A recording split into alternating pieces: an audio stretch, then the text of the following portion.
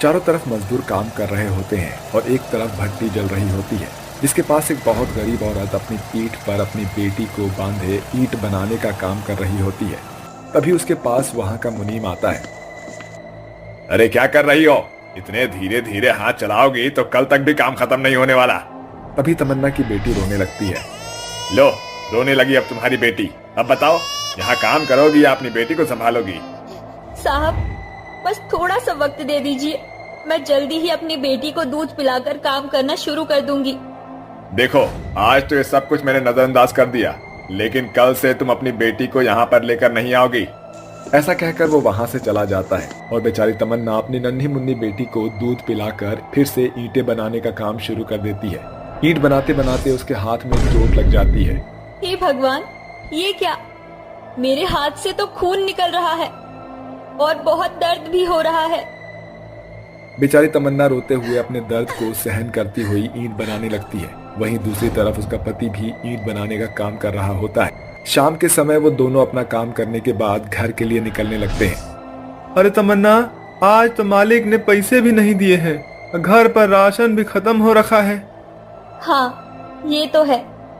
चलो अब घर चलते हैं। वो दोनों जा ही रहे होते हैं, लेकिन अचानक से बारिश होने लगती है। वो रास्ते से सफेद कट्टे उठा लेते हैं और उन्हें अपने सर पर ओढ़कर घर चले जाते हैं। घर पहुंचने के बाद उनकी झोपड़ी के चारों तरफ से पानी टपकने लगता है। अरे बहू, तुम आ गई। चलो, अच्छा हुआ मैंने ये प्लास्टिक की पन्नियों को एक साथ जोड़ दिया। अब ये काफी बड़ी हो गई है। झोपड़ी के चारों तरफ पानी टपक रहा है। तुम धर्मेंद्र के साथ मिलकर ये झोपड़ी के ऊपर ढक दो। जी माँ जी, ये तो आपने अच्छा किया। ऐसा कहकर तमन्ना अपने पति के साथ मिलकर प्लास्टिक की पन्नी को झोपड़ी के ऊपर ढक देती है, जिसके बाद वो बचे हुए राशन से कुछ खाने पीने के लिए बना लेती है, लेकिन वो खाना कम पड़ जाता है। माँ, आपने खाना नहीं खाया? माँ, आप भी खा लो ना, आपको भूख नहीं लगी है क्या? हाँ बच्चों, ये खाना मैं खाऊंगी, तुम अपना खा लो। जैसे ही तमन्ना बचा हुआ खाना खाने वाली होती है, तभी उसका छोटा बेटा कहता है, माँ, मेरा पेट नहीं भला, मुझे और खाना चाहिए। ये सुनते ही वो अपने हिस्से का खाना भी अपने बेटे को खिला देती है और खुद भूखी रह जाती है। चलो बच्चों, अब सोने का समय हो गया है। हरिहर और लता अपने साथ राजू, राधा और रोहन को सुला लेते हैं। वहीं दूसरी तरफ तमन्ना और धर्मेंद्र अपने साथ अपनी छोटी बेटी को सुला लेते हैं। आधी रात के समय सभी सो रहे होते हैं कि तभी अचानक से बहुत जोर जोर से आंधी और तूफान चलने लगते हैं, जिसके चलते अचानक से तमन्ना की झोपड़ी के ऊपर से छत उड़ जाती है और सभी लोग नींद से जाग जाते हैं। हे भगवान, धर्मेंद्र बच्चों को इकट्ठा कर, नहीं तो किसी को चोट लग सकती है। हरिहर और धर्मेंद्र दोनों बच्चों को इकट्ठा करके झोपड़ी के बाहर निकल आते हैं, जिसके बाद वो पूरा परिवार तेज आंधी और तूफान में रुकने का कुछ इंतजाम ढूंढने लगते हैं। चलते चलते कुछ दूरी पर उन्हें कूड़े के खत्ते के पास बड़े बड़े पाइप नजर आते हैं। बच्चों, चलो जल्दी से इस पाइप के अंदर घुस जाओ।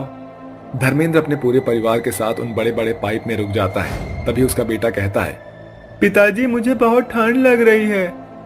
अब बेटा, बस कुछ ही देर की बात है, कल से जो है हमको नया घर ढूंढ लेंगे और तब तक इस ठंड को बर्दाश्त तो करने की कोशिश करनी न पड़ेगी। अरे रोहन बेटा, आ मेरे पास आ जा, मैं तुझे अपने आंचल में छुपा लूंगी तो तुझे ठंड नहीं लगेगी। अगले दिन जब सवेरा हो जाता है तो तमन्ना नींद से जागती है। अरे लगता है सवेरा हो गया है, चलो अब हमें अपने घर लौट जाना चाहिए। तमन्ना अपने परिवार के साथ वापस अपनी झोपड़ी के पास आ जाती है, लेकिन आंधी और तूफान के चलते उनकी झोपड़ी तहस नहस हो चुकी थी। अरे ये क्या, हमारी पूरी झोपड़ी तो तहस नहस हो गई है, अब हम क्या करें? तभी लता अपनी सिली हुई पन्नी उठाती है। हमें रहने लायक कुछ इंतजाम तो करना ही पड़ेगा। लता की बात सुनकर धर्मेंद्र 4 बड़े बड़े डंडे उठाकर उस पन्नी को एक टेंट जैसा बना देता है, जिसके बाद वो कहता है, अभी के लिए इसमें गुजारा करना ही पड़ेगा, लेकिन हमें अपना खुद का पक्का ईंटों से बना हुआ मकान बनाना ही होगा। ये सब तो ठीक है, लेकिन हमारे पास पैसे नहीं है। हम खुद ही ईंट बनाएंगे, लेकिन इसके लिए हमें मेहनत करनी होगी। चलो, हमारी मजदूरी का समय हो गया है।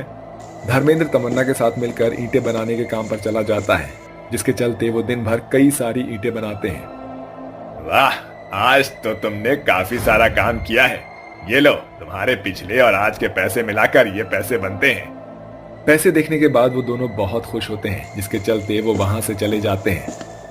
अजी ये तो काफी सारे पैसे हैं। इतने पैसों से तो ईंट बनाने की मशीन भी आ जाएगी और सीमेंट भी आ जाएगा। हाँ हाँ, तुम बिल्कुल सही कह रही हो। अब हम खुद का ईंट बनाकर अपना पक्का मकान बना सकते हैं। घर जाते समय वो दोनों रास्ते से ईंट बनाने की भट्टी और सीमेंट खरीद लेते हैं, जिसके बाद वो दोनों अपनी जमीन के पास उस ईंट बनाने की भट्टी को लगा लेते हैं और बहुत मेहनत के साथ वहाँ ईंटें बनाना शुरू करते हैं। माँ, मैं भी आपकी मदद करना चाहती हूँ। बताओ मुझे क्या करना होगा? नहीं बेटी, तुम परेशान मत हो, हम खुद से काम कर लेंगे। नहीं माँ, मैं आपकी बेटी हूँ, इस नाते मैं आपकी मदद करना चाहती हूँ। अरे वाह, मेरी लाडो रानी तो बहुत बड़ी हो गई।